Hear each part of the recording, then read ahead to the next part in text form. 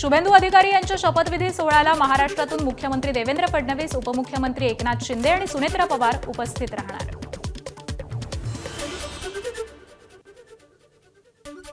विशेषतः आज मी श्री शुभेंदू अधिकारी यांचंही मनापासून अभिनंदन करतो, कारण शुभेंदू अधिकारी यांची एकमताने आमच्या लेजिस्लेचर पार्टीचे प्रमुख म्हणून निवड झालेली आहे। त्यांचा शपथविधी आहे आणि म्हणून बंगालमध्ये एक नवीन सुरुवात होते याचा आम्हाला आनंद आहे।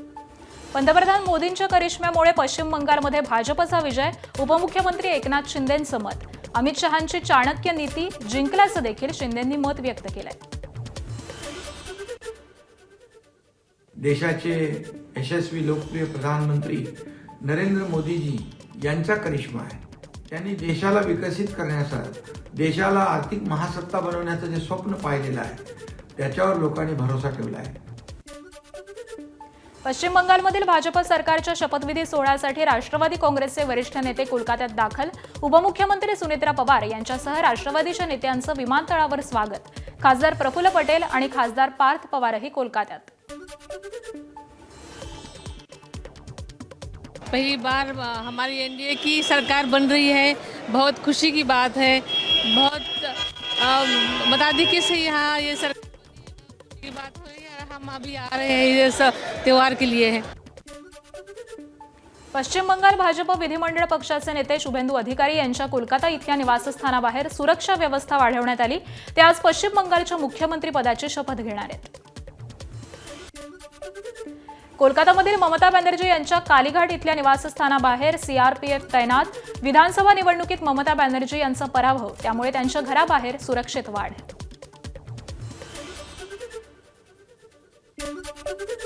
पश्चिम बंगालमध्ये नव्या सरकारच्या शपथविधी सोहळ्याच्या पार्श्वभूमीवरती कोलकाता विमानतळाची सुरक्षा व्यवस्था वाढवली।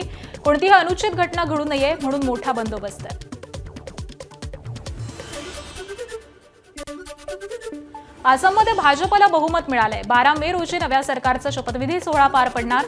पंतप्रधान नरेंद्र मोदी आणि केंद्रीय गृहमंत्री अमित शहा शपथविधी सोहळ्यास उपस्थित राहणार।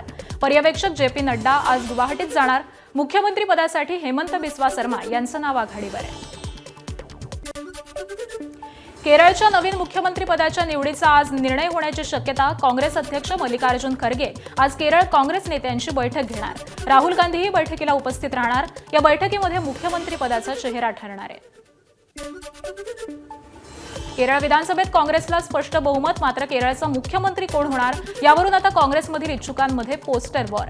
केसी वेणुगोपाल समर्थकांनी केरळला केसी हवे असे बॅनर लावले, तर सतीशन यांच्या समर्थकांनीही घोषणाबाजी केली।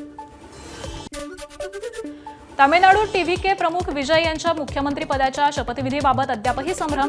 टीव्हीकेकडे सध्या 116 आमदारांचा पाठिंबा, मात्र अजून देखील बहुमतासाठी 2 आमदारांची गरज। व्हीसीकेच्या समर्थनाशिवाय सत्ता स्थापन करणं शक्य नसल्याचं स्पष्ट, त्यामुळे व्हीसीके आज टीव्हीकेला पाठिंबा द्यायचा की नाही याबाबत निर्णय घेणार। तामिळनाडूमध्ये आययूएमएल नंतर आता एएमएमकेनं देखील टीव्हीकेला साथ न देण्याचा निर्णय घेतला। एएमएमके नेते टीटीव्ही दिनकरन यांनी राज्यपालांची भेट घेतली। पक्षातील एक आमदार संपर्कात नाही आणि त्यांनी पक्ष बदलला असल्याचा संशय व्यक्त। दिनकरन यांच्याकडून आमदारांच्या स्वाक्षरीचं एक समर्थन पत्र राज्यपालांना सादर करण्यात आलं।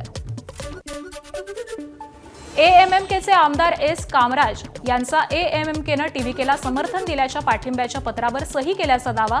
टीव्हीकेकडून व्हिडिओ जारी, मात्र एएमएमकेचे सर्वेसर्वा दिनकरन यांनी कुठलंही पत्र दिलं नसल्याचं म्हटलंय। टीव्हीके अफवा पसरवत असल्याचा आरोप दिनकरन यांनी केलाय। तामिळनाडूतील घडामोडींच्या पार्श्वभूमीवरती राहुल गांधी आज चेन्नईत जाणार होते, मात्र त्यांच्या चेन्नई दौरा रद्द झालाय। काँग्रेसचं टीव्हीकेला समर्थन।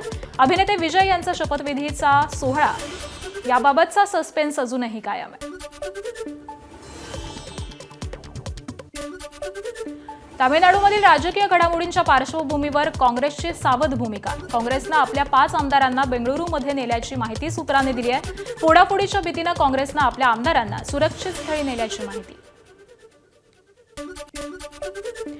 माजी खासदार प्रज्ञासिंह ठाकूर यांचं पुन्हा वादग्रस्त वक्तव्य. हिंदू कुटुंबियांनी 5 मुलं जन्माला घालावी. प्रज्ञासिंह ठाकूर यांचं वक्तव्य. तर 5 मुलं जन्माला घालून त्यातील 1 मूल संन्याशाला द्यावं. प्रज्ञासिंह ठाकूर यांचं अजब विधान. इंदापूर तालुक्यातल्या बावडा गावामधील हिंदू संमेलनात त्यांचं विधान. क्या आप पक्के वाले हिंदू हैं तो देश के लिए संतान पैदा करिए. 1 नहीं, 2 नहीं, 3 नहीं, 4 नहीं, 5. क्योंकि धर्म ध्वजा उठा करके चलने वाला चाहिए, वह आपकी संतान होना चाहिए. आजारातून सावरल्यानंतर शरद पवार पहिल्यांदाच सातारा दौऱ्यावरती. शरद पवार आज कर्मवीर भाऊराव पाटील यांच्या स्मृतिदिनाच्या कार्यक्रमाला उपस्थित राहणार.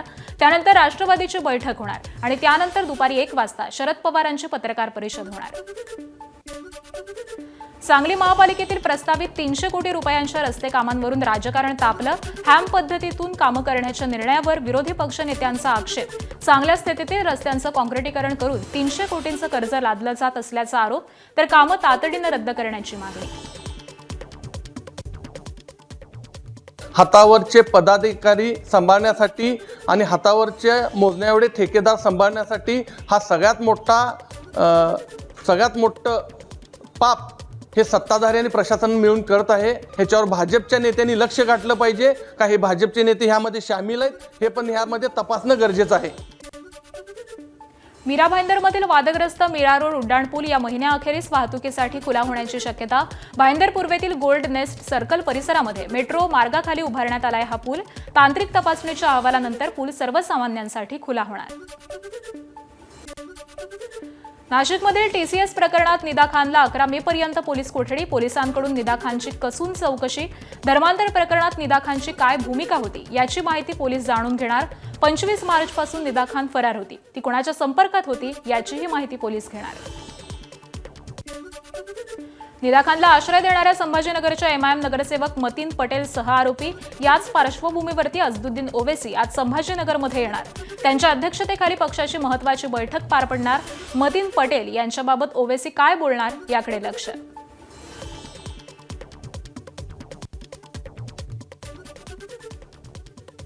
काल आरोपी निदा खान यांना छत्रपती संभाजीनगरच्या नरेगाव या परिसरातून ताब्यात घेण्यात आलेला आहे. तसेच नरेगाव परिसरातील स्थानिक नगरसेवक मतीन मजीद पटेल यांनी त्यांना आश्रय दिल्याचं निष्पन्न झालेलं आहे व त्यांना या गुन्ह्यामध्ये आरोपी करण्यात आलेलं आहे. मी छत्रपती संभाजीनगर यांचे नाशिकच्या टीसीएस प्रकरणात राष्ट्रीय महिला आयोगाचा अहवाल मुख्यमंत्री देवेंद्र फडणवीस यांच्याकडे सादर. 50हून अधिक पानांचा अहवाल आहे. महिलांच्या सुरक्षेसाठी 25 पेक्षा जास्त शिफारसी. मुख्यमंत्र्यांचे कठोर कारवाईचेही आश्वासन. शिर्डीतील जमीन गैरव्यवहार प्रकरणी अशोक खरातची पोलीस कोठडी आज संपणार. त्याला राहता कोर्टामध्ये हजर केलं जाणार. जमीन गैरव्यवहार प्रकरणी 4 दिवस पोलिसांनी खरातची चौकशी केली. चौकशीमध्ये खरात सहकार्य करत नसल्याचा पोलिसांनी दावा केलाय. मुंबईतल्या गोरेगाव नेस्को ड्रग्ज प्रकरणातील 3 आरोपींचा जामीन अर्ज कोर्टानं फेटाळला. कोर्टानं ड्रग्ज सप्लायर्स रौनक खंडेलवाल, प्रतीक पांडे आणि एक्झिबिशन सेंटरच्या सन्नी जैन यांचा जामीन फेटाळला. हे 3ही आरोपी ड्रग्ज पुरवठा करणारे आणि नेस्को इथले कर्मचारी आहेत.